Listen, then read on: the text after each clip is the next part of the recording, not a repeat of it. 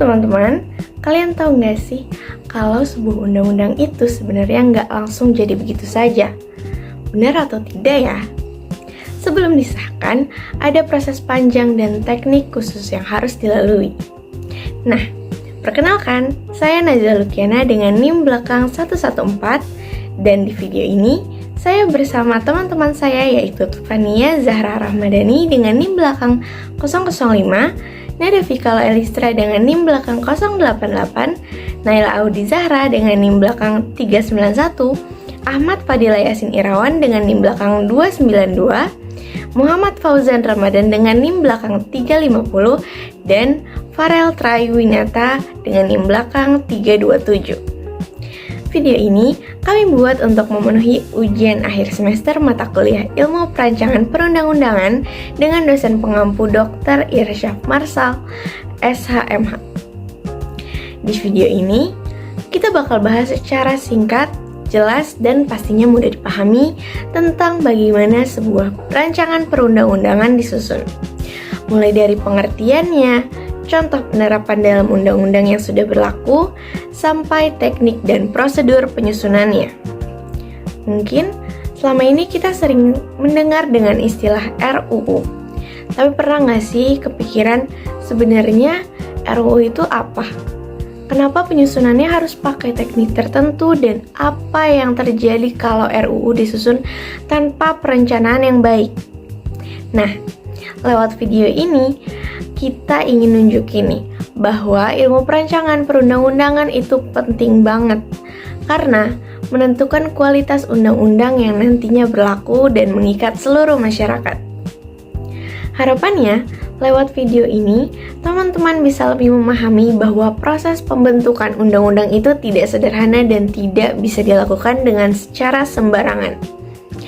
Setiap rancangan undang-undang harus disusun dengan teknik, dasar hukum, dan prosedur yang jelas agar norma hukum yang dihasilkan benar-benar berkualitas.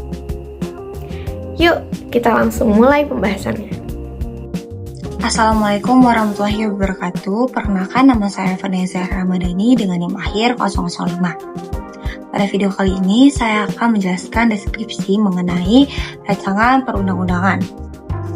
Menurut Undang-Undang Nomor 12 Tahun 2011 tentang Pembentukan Peraturan Perundang-undangan, RUU adalah naskah yang memuat norma hukum dan akan dibahas bersama oleh DPR dan Presiden untuk kemudian disahkan menjadi undang-undang. Yang artinya, RUU itu merupakan tahap awal dari pembentukan undang-undang yang masih harus melalui proses perencanaan, penyusunan, pembahasan, pengesahan, hingga akhirnya diundangkan. Dalam literatur, Maria Farida Indrati menjelaskan bahwa RUU itu adalah produk awal proses legislasi yang tidak boleh disusun sembarangan. Sebuah RUU harus mengikuti teknik perundang-undangan, mulai dari struktur bahasa hukum yang konsisten sampai materi muatan yang sesuai dengan hierarki norma. Sementara itu, Bagirmanan melihat RUU dari sudut pandang fungsi legislasi negara. Menurut beliau, RUU adalah instrumen penting untuk menerjemahkan kebutuhan masyarakat dan arah politik hukum pemerintah ke dalam aturan yang mengikat. Karena itu, setiap RUU harus memiliki landasan filosofis, sosiologis, dan yuridis agar nantinya undang-undang yang dihasilkan dapat efektif. Jadi, secara tegas, RUU adalah draft resmi undang-undang yang disusun secara sistematis dan menjadi dasar awal lahirnya peraturan hukum nasional. Tanpa proses RUU yang baik, undang-undang yang dihasilkan juga tidak akan berkualitas. Pada bagian ini, kita akan membahas Undang-Undang Nomor 35 Tahun 2014 tentang Perlindungan Anak sebagai contoh penerapan teknik penyusunan rancangan undang-undang. Undang-undang ini merupakan perubahan dari Undang-Undang Nomor 23 Tahun 2002 sehingga menarik untuk dianalisis terutama dari sisi bagaimana aturan hukumnya disusun secara sistematis dan rapi. Yang pertama, kita bisa melihat dari sistematika penyusunannya. Undang-Undang Perlindungan Anak sudah disusun sesuai dengan struktur peraturan perundang-undangan. Pada umumnya mulai dari judul, pembukaan, batang tubuh, penutup, sampai dengan penjelasannya. Di dalam batang tubuhnya, undang-undang ini dibagi ke dalam beberapa bab, seperti ketentuan umum, hak dan kewajiban anak, perlindungan khusus, peran pemerintah, dan masyarakat, sampai ketentuan pidananya. Pembagian ini menunjukkan bahwa di dalam teknik penyusunan rancangan undang-undang, pengaturan norma harus dibuat secara terstruktur agar pembaca bisa memahami isi undang-undang secara bertahap dan tidak membingungkan. Selanjutnya, kita bisa melihat perumusan norma dalam pasal-pasalnya. Dalam Undang-Undang Perlindungan Anak, bahasa yang digunakan cukup tegas dan bersifat normatif, terutama ketika mengatur hak-hak anak, larangan terhadap kekerasan dan diskriminasi, serta kewajiban negara, orang tua, dan masyarakat. Umumnya, satu pasal hanya mengatur satu pokok norma, sehingga maksud dari pasal tersebut menjadi lebih jelas dan tidak menimbulkan penafsiran yang berlebihan. Kemudian pada bagian ketentuan umum, undang-undang ini menjelaskan berbagai istilah penting seperti pengertian anak, perlindungan anak, kekerasan, sampai pada eksploitasi. Pencantuman definisi ini sangat penting dalam teknik penyusunan rancangan undang-undang karena istilah-istilah tersebut akan terus digunakan dalam pasal-pasal selanjutnya.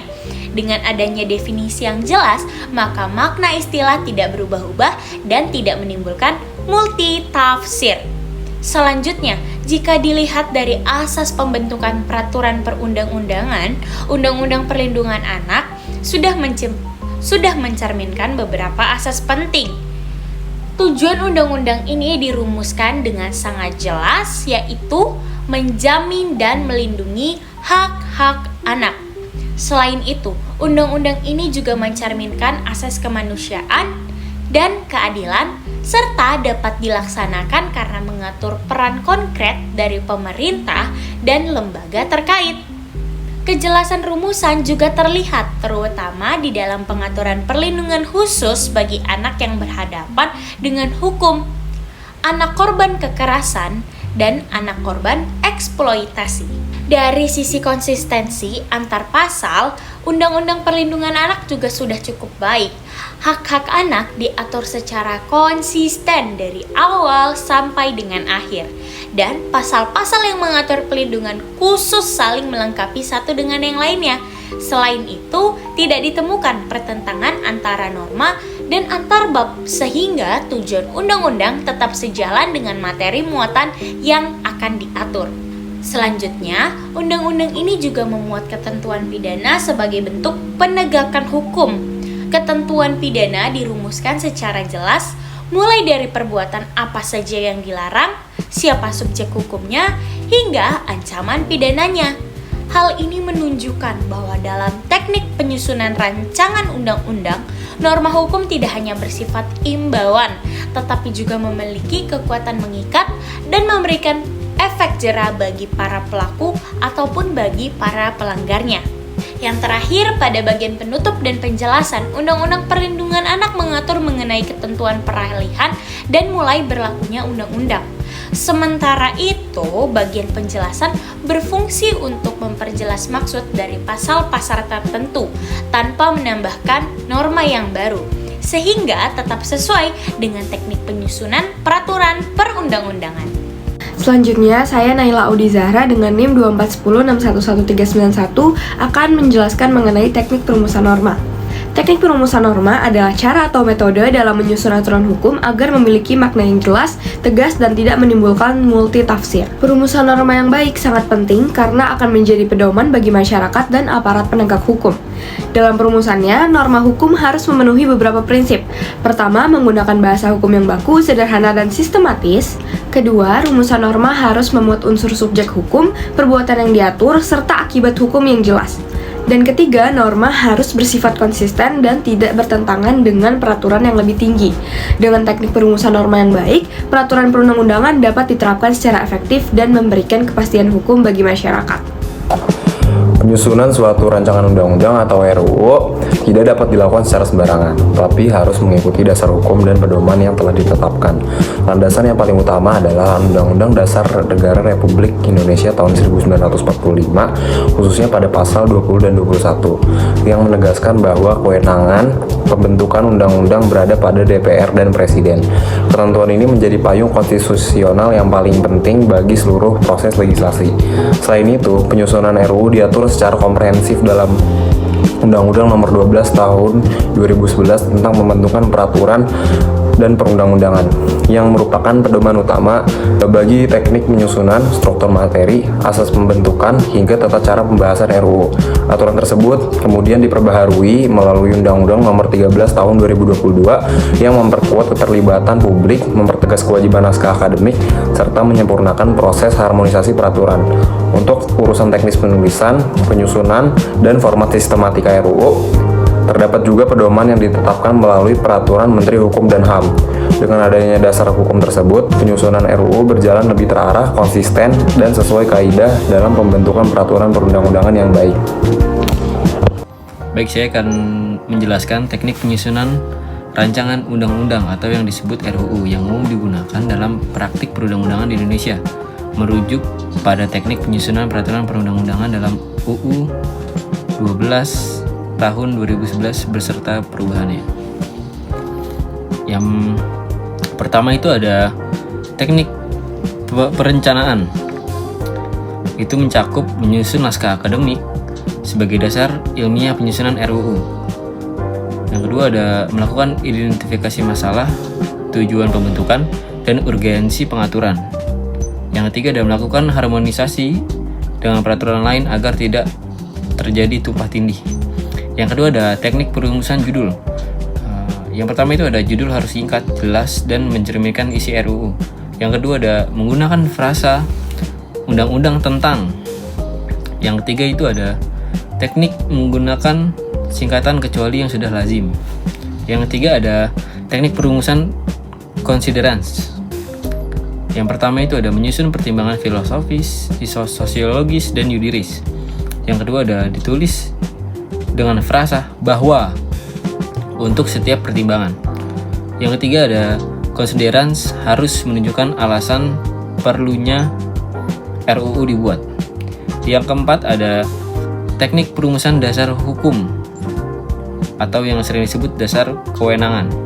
Yang pertama itu membuat dasar konstitusi atau undang-undang yang memberi kewenangan pembentukan. Yang kedua ada ditulis menggunakan frasa mengingat. Yang kelima itu ada teknik penyusunan batang tubuh. Batang tubuh membuat struktur berikut. Yang pertama itu ada ketentuan umum yang berisi memuat definisi rumusan istilah penting dan menghindari definisi yang terlalu luas atau ganda. Terus yang kedua ada materi pokok pengaturan. Disusun ke dalam bab, bagian, paragraf, pasal, ayat, huruf, angka yang sesuai kebutuhan. Rumusan pasal harus menggunakan bahasa hukum yang jelas dan tegas. Satu ayat membuat satu norma satu utama. Tidak menggunakan istilah multitafsir. Menghindari pengulangan. Menyusun norma secara sistematis dari umum sampai khusus. Terus yang ketiga ada ketentuan pidana jika ada. Dirumuskan secara presisi, jelas siapa pelaku utama, dan perbuatan apa yang dilarang. Proporsional itu sesuai dengan tingkatan perbuatan, tidak multitafsir, menghindari frasa yang dapat dipidana yang tidak tegas. Yang keempat ada ketentuan peralihan, memuat pengaturan transisi ketika UU baru diberlakukan, menjelaskan status aturan lama selama masa peralihan. Yang kelima ada ketentuan penutup, memuat hal yang berlaku tidaknya terlalu lama, memuat ketentuan mengenai mulai berlakunya UU. Dan yang keenam ini ada teknik bahasa dan penulisan. Yang pertama itu menggunakan bahasa Indonesia yang baku, lugas, dan hemat kata. Yang kedua ada tidak menggunakan bahasa asing atau istilah teknis tanpa definisi dalam ketentuan umum. Yang ketiga ada konsisten dalam istilah, struktur kalimat, dan format penulisan.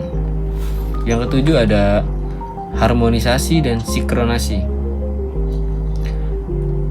RUU diuji kesesuaiannya dengan Undang-Undang Dasar 1945, undang-undang lain, peraturan di bawahnya, hukum adat atau konvensi bila relevan, dilakukan melalui Kemenkumham atau Balik DPR.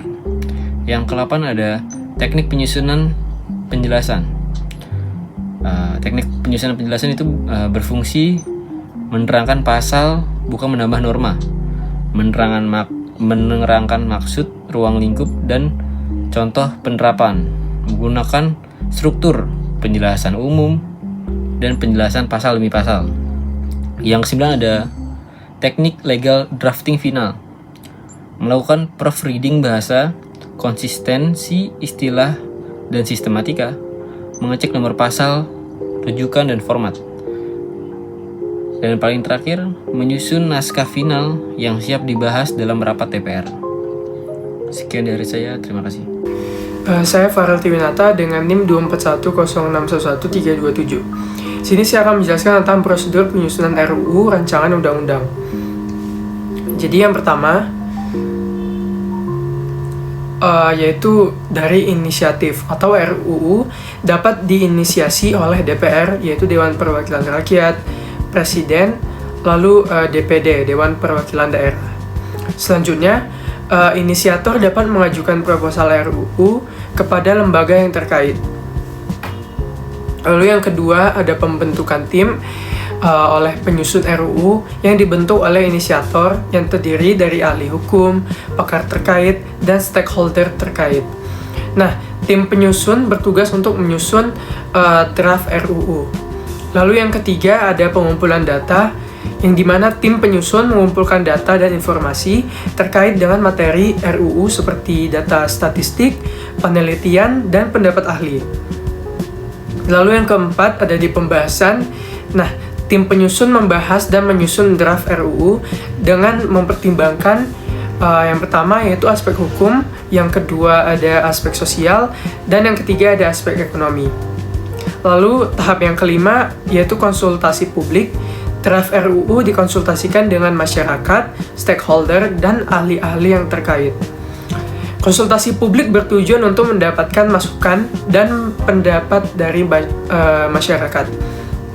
Lalu di tahap yang keenam ada revisi, yang dimana draft RUU direvisi berdasarkan hasil konsultasi publik dengan mempertimbangkan yang pertama ada masukan dan pendapat masyarakat, lalu yang kedua ada aspek hukum dan peraturan perundang-undangan. Selanjutnya tahap ketujuh yaitu ada di tahap pengajuan. RUU diajukan kepada DPR, Presiden, dan DPD. Nah, pengajuan RUU harus disertai dengan penjelasan dan dokumen-dokumen pendukung. Selanjutnya tahap ke-8 yaitu pembahasan di DPR. RUU dibahas di DPR dapat melalui beberapa tingkat pembahasan, seperti pembahasan di komisi, pembahasan di badan legislasi, dan pembahasan di sidang paripurna. Lalu yang ke-9 ada pengundangan. RUU disahkan menjadi UU oleh DPR dan Presiden dengan pengundangan oleh Presiden dan pengesahan oleh DPR. Lalu tahap yang ke-10 ada tahap promulgasi, yaitu UU diundangkan dalam lembaran negara dengan penomoran, penanggalan, serta pengundangan. Nah, di sini ada catatan penting, yaitu prosedur penyusunan RUU dapat berbeda-beda, tergantung pada inisiator dan materi RUU. RUU harus sesuai dengan Pancasila, Undang-Undang 1945, dan peraturan perundang-undangan lainnya. Sekian dari saya, terima kasih.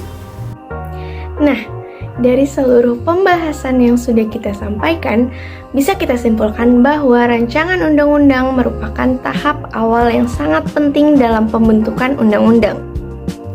RUU tidak hanya berisi ide atau gagasan, tetapi harus disusun secara sistematis, memiliki dasar hukum yang jelas, serta mengikuti teknik dan prosedur yang sudah ditentukan.